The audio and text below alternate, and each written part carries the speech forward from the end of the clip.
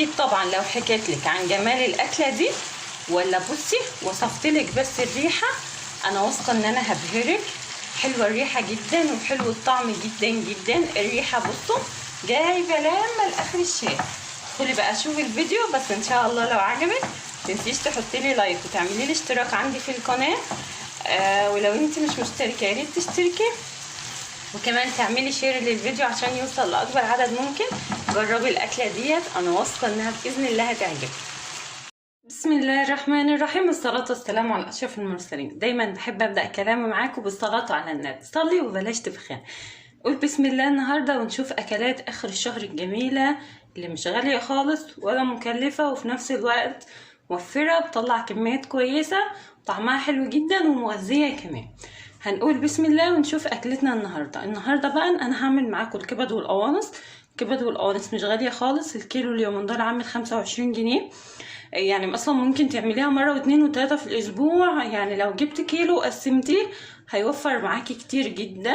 سندوتشات بقى ماشي، جنب بطاطس ورز ماشي، جنب مكرونه تمشي، اي حاجه مش هتقولك لا. نقول بسم الله ونشوف مقاديرنا.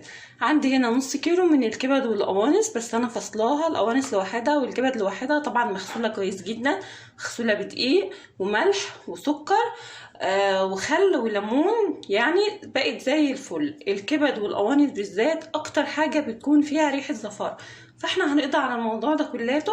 نعمل لها محلول كويس، لترين من الميه عليهم معلقتين من السكر، معلقتين من الملح، 3 ليمونات كده حلوين، وحوالي ربع كوبايه من الخل. ولو قدرنا نسيبهم حوالي 6-7 ساعات في التلاجة، يعني جهزي كل حاجه وحطيها وسيبها في التلاجة، او ممكن تبيتهم في التلاجة ليله مش هيقولولك لا. عندي بقى هنا حوالي 5-6 فلفلات كده حلوين، ومعاهم ده فلفل حار. انا هحطها زي ما هي كده، مش هفتحها عشان يعني هي هتدي طعم حر بردك، بس انا مش عايزه الطعم يكون قوي شويه. عندي هنا بردك 4 بصلات. عندي بقى هنا البهارات بتاعتي، ده معلقه كده كبيره من البهارات، كزبره على كمون على البهارات السبعه، يعني مشكلاهم كده. ربع معلقه من البابريكا، ربع معلقه من الفلفل الاسمر، ربع معلقه توم باودر، بصل باودر، وربع معلقه من الملح. انا ما بحبش اكتر الملح لاني بكون نقع الكبده والقوانص في ملح، فبحسها بتكون مالحه شويه. احط الربع معلقه ده وبعدين ادوقها، لقيتها محتاجه ملح ازود، لقيتها مش محتاجه ملح يبقى كده تمام. عندي كمان معلقه كبيره من الثوم المفروم، وعندي هنا هاخد كمان معلقه من الخل. يلا نروح على البوتاجاز ونشوف احنا هنشتغل ازاي. الوقت بقى على البوتاجاز، حطيت القلايه وحطيت فيها ماده دهنيه، سواء كان سمنه او زيت زي ما انت ما تحبي.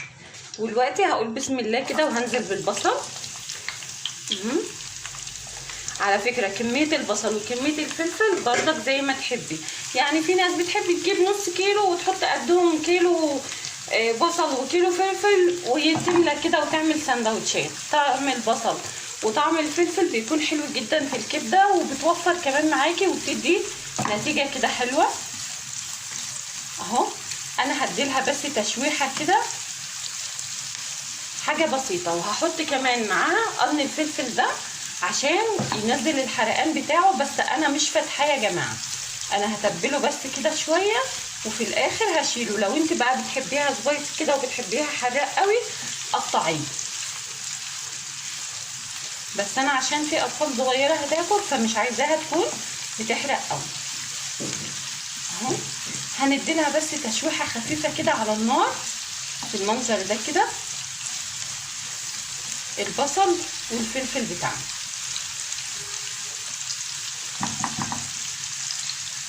الوقت بقى بعد البصل بتاعنا ما دبل شويه هنزل بالقوانص الاول يا جماعه، مش بضيف لها ميه ولا اي حاجه خالص، تمام؟ انا بس هحطها وهقلبها شويه لان القوانص بتاخد سوى كتير عن الكبده اهو. وبعد كده هغطي عليها وههدي النار وهسيبها لغايه ما تستوى. طبعا القوانص بتاعت الفراخ اصلا مش بتغيب في السوى، فبلاش تحطي ميه، لانك لما بتضيفي لها ميه بتخلي الزفاره بتاعتها تعلى، واحنا طبعا مش عايزينها تزفر معانا. الوقت بقى هغطي عليها كده وهسيبها لغايه ما تستوي خالص، يعني تكوني استوت سوى كامل يا جماعه قبل ما نضيف الكبده ونضيف بقيه حاجتنا. مش بنضيف بهارات خالص ولا بنحط حاجه، هو البصل والفلفلايه دي لو انت حابه، مش حابه خلاص. وبعدين الكبده هي شايفه بتنزل ميه ازاي اهو، ولسه هتنزل كمان. هي هتستوي في ميتها دي كده على نار هاديه، وبعد كده بقى نرجع نكمل سوا. بصوا بقى يا حبايبي، الوقت بعد ما الكبده بتاع القوانص خلاص نشفت اهي، شايفه هي بدات اصلا تحمر معاكي. طبعا كل ده الدهون اللي نزلت منها سيلتها خالص اهو. هعمل بس فحره كده في النص اهو كده، وهنزل بقى بالكبده بتاعتي. بصي ما تقلبيش، حاولي على قد ما تقدري ان انتي ما تقلبيش الكبده اهو كده، وعللها النار بقى اهو يا جماعه. ما تقلبيهاش خالص، سيبيها كده تاخد صدمه من الناحيه دي وصدمه من الناحيه دي. وطبعا هي الطاسه سخنه وهتظبطها خالص، بس ايه احنا هنعلي النار عليها خالص ونسيبها دقيقتين من الناحيه دي، وبعدين نرجع نقلبها بالراحه. الكبده ما بتتقلبش. انا هنا بقطعها كمان قطع كبيره، لان انا عندي حد بيحب القوانص وحد بيحب الكبده، فاللي عايز ياكل دي يلاقيها واللي عايز ياكل دي يلاقيها. تمام اهو. هنسيبها بقى شويه كده. بصوا بقى يا حبايبي، بعد الكبده بتاعتي ما خدت صدمه من تحت هقلب كده اهو. بصي بالراحه بالراحه خالص عشان ما تكسريش الكبده وتهريها اهو كده. هي بصي بقى 5 دقايق بالكتير وهتنزليها. الوقت بقى هعمل فحره كده اهو في النص، وهنزل بالبهارات بتاعتي اهي، وكمان هنزل بفص الثوم. دايما خلي فص الثوم للاخر، لما بتحطي فص الثوم كده في الاخر بيدي طعم وريحه حلوه، وفي نفس الوقت لو في اي ريحه زفاره بيقضي عليها نهائي. يا جماعه شايفين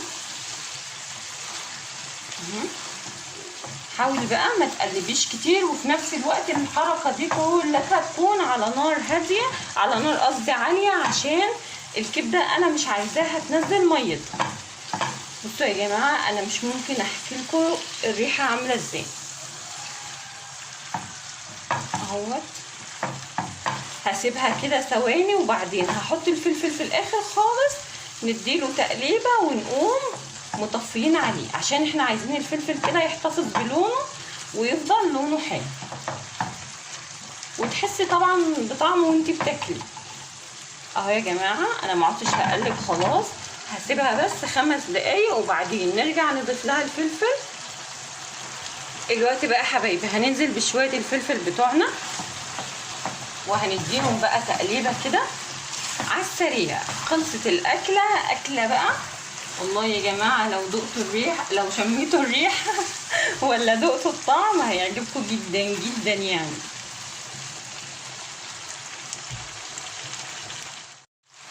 بصوا بقى يا حبايبي، بعد ما قلبت الفلفل هنزل بس كده في النص بمعلقه واحده بس من الخل. بصي هي معلقه واحده ما فيش غيرها اهو، وهديها تقليبه وكده. خلصت اكلتنا. ما تحاوليش تسوي الفلفل قوي عشان ما يضيعش الجمال بتاعه، وفي نفس الوقت هيرجع ينزل لك ميه تاني اهو يا جماعه كده.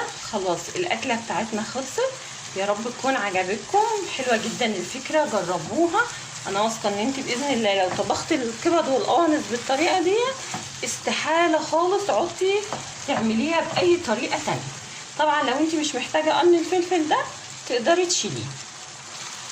خلاص كده يا جماعه خلصت الاكله، ويا رب الطريقه تكون عجبتكم ان شاء الله. لو عجبتكم بقى ما تنسونيش في لايك واشتراك وتعملوا شير عشان الفيديو يوصل لاكبر عدد ممكن. مع السلامه، ونتقابل في فيديوهات تانية كتيره باذن الله.